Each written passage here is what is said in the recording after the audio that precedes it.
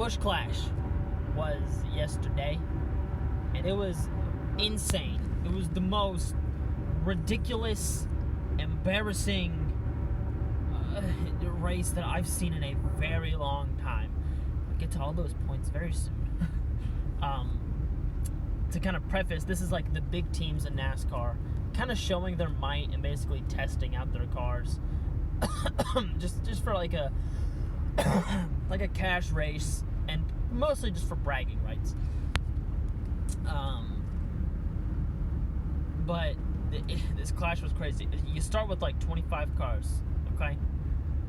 This clash ended with only like, I think 5 cars.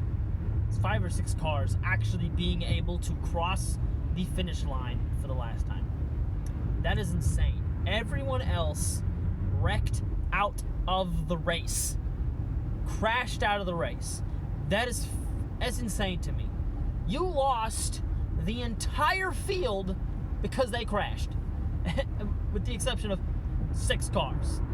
And the dude who won, Eric Jones, who I've talked about before, but he won for a completely different reason that was not because of his skill. His car was absolutely trashed. Even the announcers were like, yeah, this car's ready for the junkyard.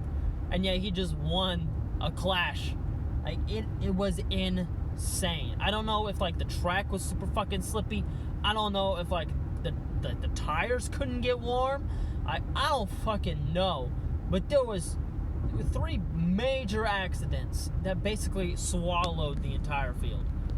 The first one involved at first Joey Logano and Kyle Busch.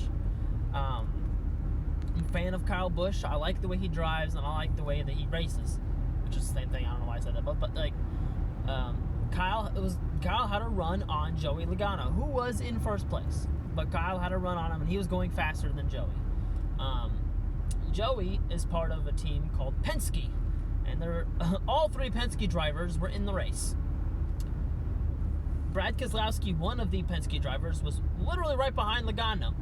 But instead of like Logano just letting Busch have the lead, because it was like lap like 20 something, and there's like 50 more laps in this race, so you really don't have to like hold on to this lead. But I guess Joey Logano thought that the lead just mattered that much, and he tried to block Kyle Busch, even though Kyle was faster than him. And when Joey went to throw the block, he ran into Kyle Busch, causing Joey to almost lose control. So Kyle kind of caught up to him, and then Joey hit him again, and then that caused Kyle Busch to lose control. Wrecked Logano, just spun him out. So Logano was able to stay in the race, but Kyle Busch was out of control, hit Brad Keselowski, knocked Brad completely out of the race. Needless to say, Brad Keselowski is not very happy at Penske, and he's not very happy with Joey Logano, which makes sense, because he did not have to throw that block, and he did, and he wrecked his own fucking teammate, just because he wanted to hold on to the lead. And Blaney, Ryan Blaney, who's also part of Penske, was also behind Joey Logano. So even if you lose the lead, like, you have 2 teammates who can push you along. And there was a lot of people who were pushing each other that weren't on the same goddamn team.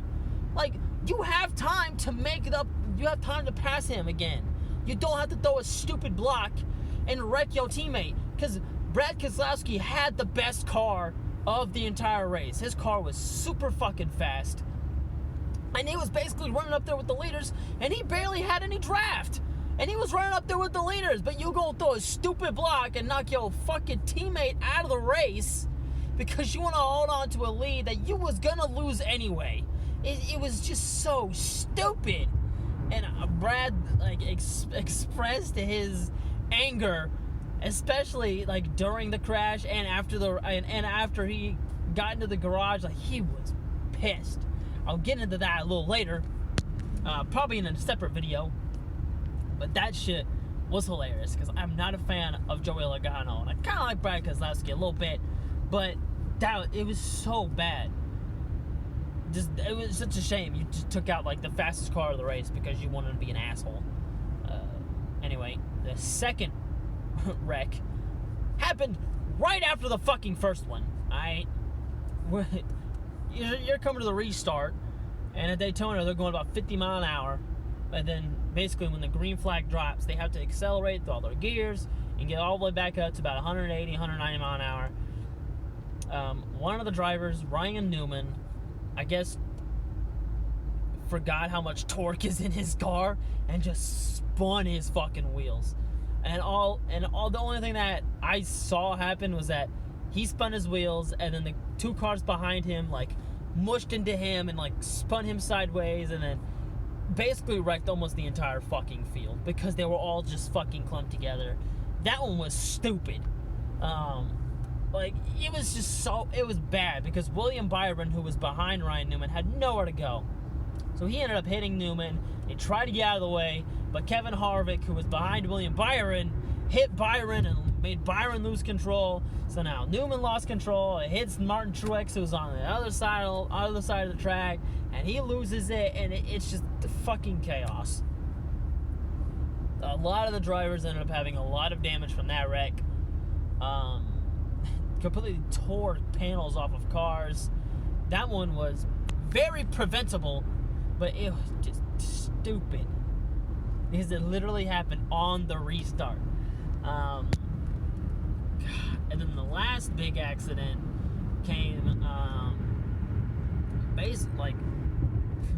I think it was like the final lap, and Denny Hamlin and Chase Elliott were drafting each other. Denny Hamlin was in first place.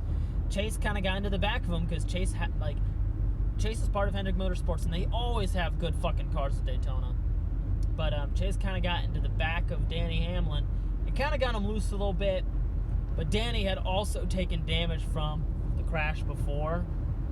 So I think it was Jeff Gordon probably said that Chase getting into the back of him may have blown Danny's right tire, because as soon as Danny got a little bit of separation and they started going in the turn, Danny lost his right rear tire, spins, it takes up basically the entire fucking field, minus like two cars got out unscathed.